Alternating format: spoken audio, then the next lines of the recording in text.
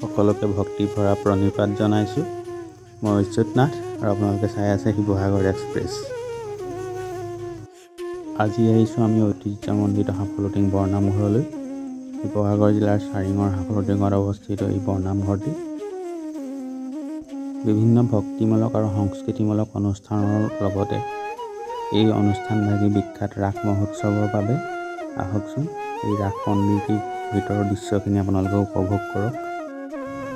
এইখন সাফলটিং বৰনামঘৰৰ মুখ্য তোৰণ আৰু কাষতে এয়া লক্ষ্মীনাৰায়ণ সহিত অনন্ত শয্যা। স্থানীয় নপাম গাঁৱৰ শ্ৰী প্ৰাঞ্জল কুমাৰ নাথে অনন্ত শয্যাভাগি নিৰ্মাণ কৰি দিছিল। নামঘৰৰ পৰা সোমাই সোঁ দিশে অৱস্থিত এই অনন্ত শয্যাই নানা লোকক নানা সময়ত বিশেষকৈ ৰাস মহোৎসৱৰ সময়ত বিশেষভাৱে আকৰ্ষিত কৰি আহিছে।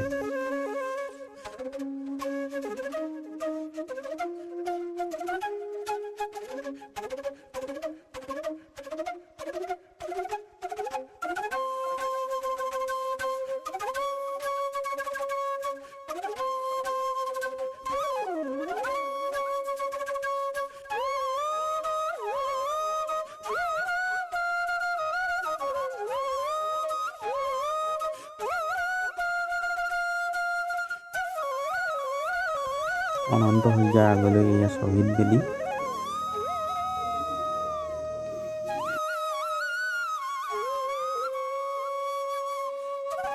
যিহেতু ৰাস মহোৎসৱ সমাগত আৰু শ্বহীদ বেদী স্মৃতি তৰ্পণ কৰা হয়, যিহেতু ইয়াৰ চাফ চাফাই কাম আৰম্ভ কৰা হৈছে।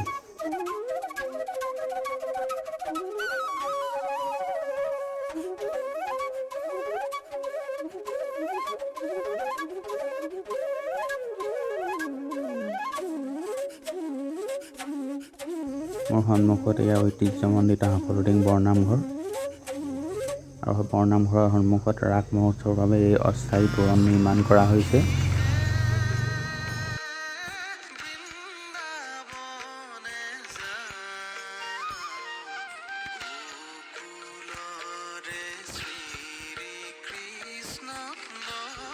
এয়া সাফলটিং বৰনামঘৰৰ ভিতৰচৰা আৰু এই মঞ্চটি ৰাস আৰু ভাওনা আদিকে ধৰি বিভিন্ন অনুষ্ঠান আয়োজন কৰা হয়। অহা সোমবাৰে হ'বলগীয়া ৰাস আৰু পিছৰ ভাওনাসমূহ এই মঞ্চতেই কৰা হ'ব। চাই লওক।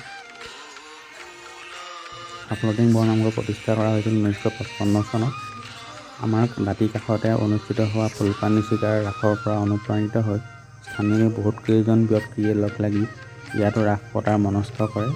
সেইবাবে বহুকেইখন সভা অনুষ্ঠিত কৰা হয় আৰু অৱশেষত 1955 চনৰ পৰা এই চান্দেই ৰাস নিৰৱচ্ছিন্নভাৱে অনুষ্ঠিত হৈ আহিছে। প্ৰথম অৱস্থাত ইয়াত চাৰিওফালে জংঘলেৰে আৱৰা আছিল। বাঁহ কাঠৰ খুঁটা দি অস্থায়ীভাৱে নামঘৰ নিৰ্মাণ কৰি ইয়াত ৰাস অনুষ্ঠিত কৰা হৈছিল। ইয়াৰ বহু বছৰ পিছত স্থানীয় বহু ৰাইজ আৰু ভকত বৈষ্ণৱৰ অৱদানেৰে ইয়াত এটি স্থায়ী নামঘৰ আৰু মণিকূটৰ নিৰ্মাণ কৰা হয়। প্ৰথম অৱস্থাত ভমক আৰু তাৰপিছত লেণ্ঠন লাইটৰ পোহৰেৰে ইয়াত ৰাস অনুষ্ঠিত কৰা হৈছিল।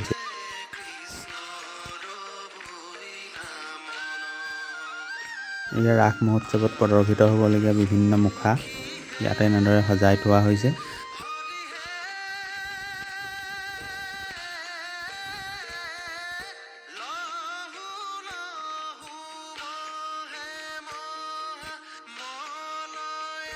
মোৰ সন্মুখত এয়া বৰনামঘৰৰ প্ৰসাদ গৃহ।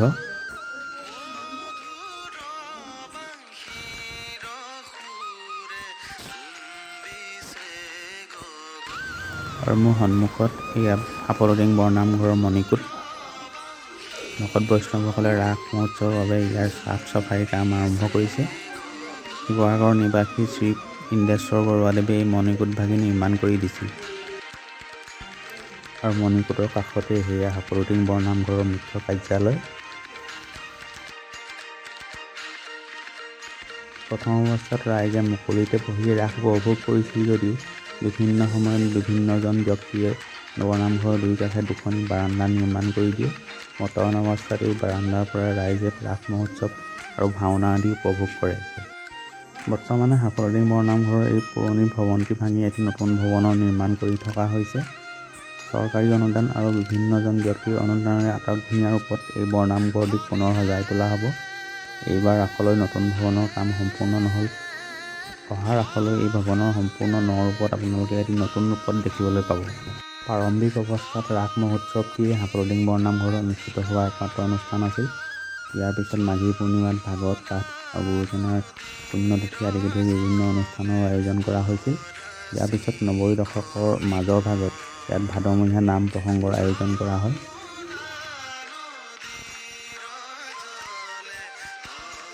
এয়া হাফলং বৰনামঘৰৰ গাতে লাগি থকা প্ৰেক্ষাগৃহটি। ইয়াত কেন্দ্ৰীয় ৰঙালী বিহু সন্মিলন আৰু বিভিন্ন প্ৰতিযোগিতাৰ বিভিন্ন সময়ত আয়োজন কৰা হয়।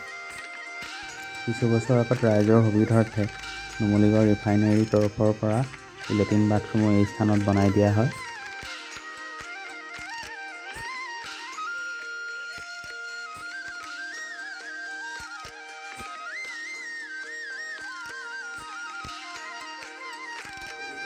এয়া মোৰ কাষতে হাফলং বৰনামঘৰৰ পানী যোগানৰ ব্যৱস্থা। এই স্থানৰ পৰাই হাফলং বৰনামঘৰৰ খোৱা পানীৰ যোগান ধৰা হয়। হাফলং বৰনামঘৰৰ প্ৰাংগণৰ মুখ্য আকৰ্ষণ হৈছে ইয়াৰ ৰাস মহোৎসৱ। আপুনি নলবাৰীত ৰাস চাইছে, মাজুলীত ৰাস চাইছে, কিন্তু এবাৰ হাফলঙলৈ আহি চাব, ইয়াৰ ৰাসৰ মাদকতাই সুকীয়া। ৰাস মহোৎসৱৰ লগতে হাফলং বৰনামঘৰত অনুষ্ঠিত হোৱা অন্য অনুষ্ঠানসমূহ হৈছে ভাদমহীয়া নাম প্ৰসংগ, মাঘী পূৰ্ণিমাত অনুষ্ঠিত হোৱা ভাগৱত পাঠ, বহাগ মাহত অনুষ্ঠিত হোৱা কেন্দ্ৰীয় ৰঙালী বিহু সন্মিলন, বিভিন্ন সময়ত অনুষ্ঠিত হোৱা দিহানাম, ভাওনা আদিকে ধৰি অন্যান্য প্ৰতিযোগিতাসমূহ। এইজোপা নামঘৰৰ গাতে লাগি থকা প্ৰকাণ্ড বটবৃক্ষৰ গছ, যাৰ কাষতে বৰনামঘৰৰ দেৱাল। প্ৰথম অৱস্থাত এই দেৱালৰ ঠাইত ফেন্সিং আছিল আৰু তাৰ আগতে আছিল বাঁহেৰে নিৰ্মিত জেওৰা। লাহে লাহে বিভিন্ন ভক্ত বৈষ্ণৱৰ অৱদানেৰে নামঘৰৰ চাৰিওকাষে সুউচ্চ দেৱালৰ নিৰ্মাণ কৰা হয়। এই ৰাস মহোৎসৱৰ সময়ত আপুনি এই হাফলং বৰনামঘৰ পৰিদৰ্শন কৰিলে এক অনন্য আৰু সুকীয়া অভিজ্ঞতা এটা লাভ কৰিব, সেয়া নিশ্চিত। এয়া হাফলং বৰনামঘৰৰ দক্ষিণ দিশৰ তোৰণ আৰু তাৰ কাষৰ ৰাস্তাইদি হাফলং উচ্চ মাধ্যমিক বিদ্যালয়লৈ যোৱা হয়। এয়া নপাম, লঘুপচা, খামুন, গুণাকটি, টেপৰ আদি গাঁৱলৈ যোৱা পথ।